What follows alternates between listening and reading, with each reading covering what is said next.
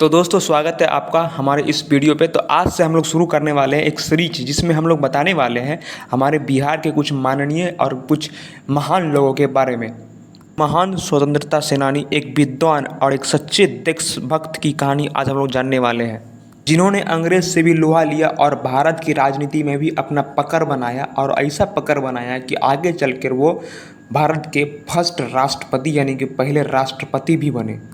एक नॉर्मल गांव से निकला हुआ ये आदमी आगे जाके राष्ट्रपति कैसे बने, तो ये हम पूरी बात इसमें जानने वाले हैं। तो इनका जन्म एक जीरादई गांव जो कि आपको सिवान में पड़ता है वहाँ पर हुआ, और आगे वो जाकर के कोलकाता की यूनिवर्सिटी में पढ़ाई की और वहाँ पर टॉप भी किए। चर्चा ये थी और जवाहरलाल नेहरू भी चाहते थे कि सी राजगोपालाचार्य जो स्वतंत्र भारत के पहले वायसराय थे वही आगे जा कर के भारत के पहले राष्ट्रपति बने। लेकिन इन सभी मुश्किलों का और सामना करके डॉक्टर राजेंद्र प्रसाद ने फर्स्ट प्रेसिडेंट ऑफ इंडिया का खिताब अपने नाम किया और पहले राष्ट्रपति भारत के बने।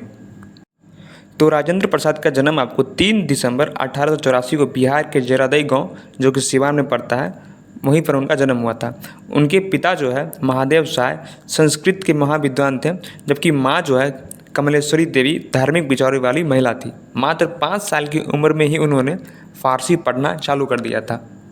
1902 में उन्होंने कोलकाता यूनिवर्सिटी में एंट्रांस में टॉप किए थे और 1915 में कानूनी की पढ़ाई पूरी की थी। और आपको बता दें कि उन्होंने कानूनी की पढ़ाई में आपको गोल्ड मेडल जो है उनको प्राप्त था। 1916 में वह भारतीय स्वतंत्रता आंदोलन में शामिल हो चुके थे।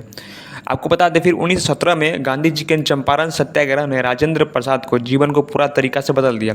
वकालत छोड़कर वे पूरी तरह से स्वतंत्रता आंदोलन में कूद पड़े थे। 1942 के भारत छोड़ो आंदोलन के दौरान उन्हें गिरफ्तार भी किया गया, लेकिन उनका हौसला नहीं टूटा।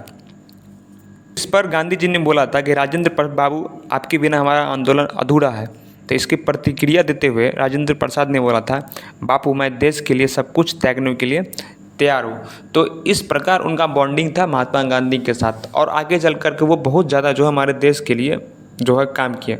1946 में राजेंद्र प्रसाद को संविधान सभा का अध्यक्ष चुना गया। 26 जनवरी 1950 को जब भारत गणतंत्र बना तो वे देश के पहले राष्ट्रपति बने। उन्होंने 12 साल तक इस पद पर रहकर लोकतंत्र की मिसाल को कायम किया। दुनिया का सबसे लंबे समय तक सेवा देने वाले राष्ट्रपति के रूप में वो जाने जाते हैं।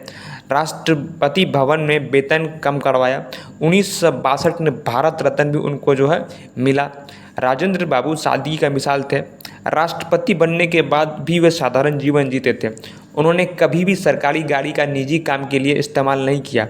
उनकी लिखी किताबें इंडिया डिवाइडेड और सत्याग्रह एट चंपारण आज भी प्रशंसित है।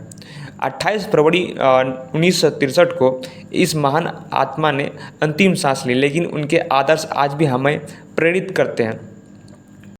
वैसे तो राजेंद्र प्रसाद आज हम लोगों के बीच नहीं है, लेकिन आज भी हम लोगों के दिल में जिंदा है उनकी यादें, उनका कीर्तिमान और उनकी सोच जो कभी भी नहीं मरने वाली। जब तक भारत रहेगा तब तक उनका याद है और उनका जो सोच था हम लोगों के अंदर में जिंदा रहेगा। वैसे तो बिहार में बहुत सारे लोग हैं, लेकिन कुछ ही लोगों का नाम पूरा दुनिया में फेमस हो पाया और उनका सोच, उनका कीर्तिमान हर जगह फैला। तो उन्हीं में से एक आते हैं हमारे डॉक्टर राजेंद्र प्रसाद, जो हमारे फर्स्ट प्रेसिडेंट हमारे भारत के थे। तो दोस्तों हम लाते रहेंगे बिहार के कुछ नामचीन महान लोग जिनके कारण से आज बिहार जाना जाता है। भले अब कितना भी बदनाम हो, लेकिन बिहार उन्हीं लोगों के कारण से आज जाना जाता है। तो उन्हीं सब के बारे में हम एक एक करके बताएंगे कि क्यों उनके लिए हमारा बिहार जाना जाता है और उनका क्या योगदान है बिहार के लिए, भारत के लिए और दुनिया भर के लिए। तो चलिए हम लोग यहाँ तक जाने। सबसे पहले हम लोग जाने डॉक्टर राजेंद्र प्रसाद के बारे में, उनके जो योगदान रहा बिहार के लिए या फिर भारत के लिए, ये फिर संविधान बनाने के लिए बहुत सारा जगह उनका योगदान रहा, तो उनको हम लोग वर्णन किए। आगे हम लोग फिर देखेंगे कि कुछ महान लोग जिनका योगदान पूरा दुनिया फिर विश्व में जो है फैला रहा। तो यहाँ तक बने रहने के लिए धन्यवाद और थैंक यू। और हमारे चैनल को लाइक सब्सक्राइब और करें, लोगों तक पहुँचाएं कि कितने लोग महान हमारे बिहार में हुए जिनके कारण से बिहार अब भी जाना जाता है। तो thank you and take care, good bye.